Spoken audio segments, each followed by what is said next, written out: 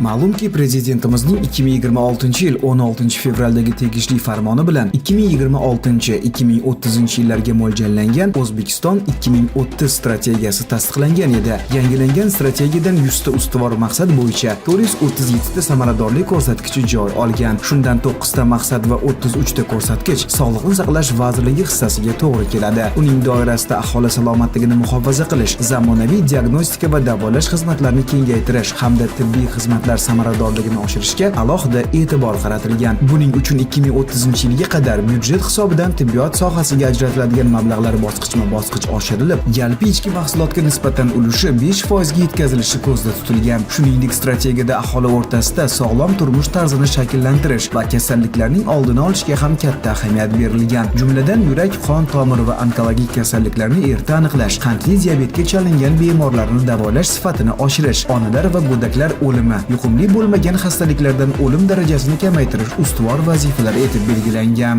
Bugun dunyoda infarkt, insult va onkologik kasalliklar tufayli vafot etayotgan yoki nogiron bo'lib qolayotgan insonlar soni ortib boryapti.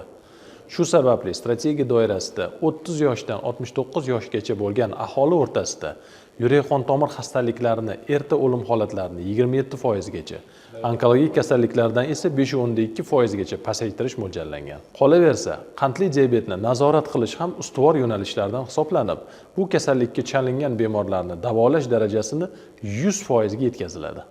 Ma'lumki, doimiy ravishda o'tkaziladigan maqsadli tibbiy ko'riklar orqali organizmdagi salbiy o'zgarishlar erta bosqichda aniqlanadi va o'z vaqtida davolash choralari ko'riladi. Shu bois strategiyada bunday profilaktik tekshiruvlarni yanada jadallashtirish orqali kasalliklarni barvaqt aniqlash, bu borada aholi o'rtasida keng targ'ibot ishlarini olib borish asosiy maqsad qilingan. Strategiyadan ko'zlaniladigan eng oliy maqsad 2030-yilga kelib aholining o'rtacha umr ko'rish davomiyligini 78 yoshga yetkazish. Buning uchun avvalo profilaktik ko'riklarni jadallashtirish, ularni samarali amalga oshirish muhim ahamiyatga ega. Natijada onalar va go'daklar o'limi hamda yuqumli bo'lmagan kasalliklardan erta o'limning oldini olishga erishiladi. Shuningdek, sog'lom turmush tarzini targ'ib qilish, to'g'ri ovqatlanish va jismoniy faollikni yo'lga qo'yish orqali aholining hayot sifati hamda uzoq umr ko'rish davomiyligi uzayadi. Ushbu vazifalardan kelib chiqib 2030-yilgacha yurtimizda yurak qon tomir xastaliklari, qandli diabet va surunkali o'pka kasalliklarini aniqlash bo'yicha profilaktik ko'riklar qamrovi 50% ga yetkaziladi.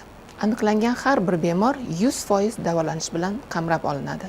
Qayd etish lozim, O'zbekiston 2030 strategiyasida onalik va bolalikni muhofaza qilish eng muhim yo'nalishlardan biri hisoblanadi. Unga ko'ra, ona va bola salomatligini mustahkamlash, sifatli tibbiy xizmatdan foydalanish imkoniyatlarini kengaytirishga alohida e'tibor qaratilgan.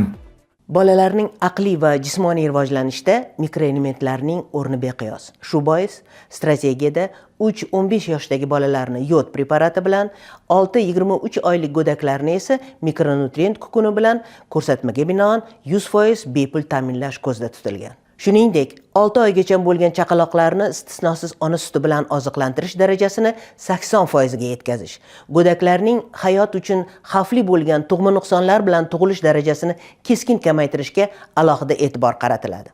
Shu bilan birga 15-35 yoshdagi xotin-qizlar polivitamin, temir va foliy kislotalar bilan to'liq tibbiy ko'rsatmaga binoan bepul ta'minlanadi. Shuningdek, yaqin kelajakda yurtimizda tibbiy xizmatlar samaradorligini oshirish maqsadida sohaga ilg'or raqamli texnologiyalarni keng joriy etish, aholiga elektron tibbiy xizmatlar ko'rsatish ko'lamini yanada kengaytirishga katta e'tibor qaratiladi. Xususan, ushbu vazifalar strategiyaning eng muhim maqsadlaridan biri etib belgilangan.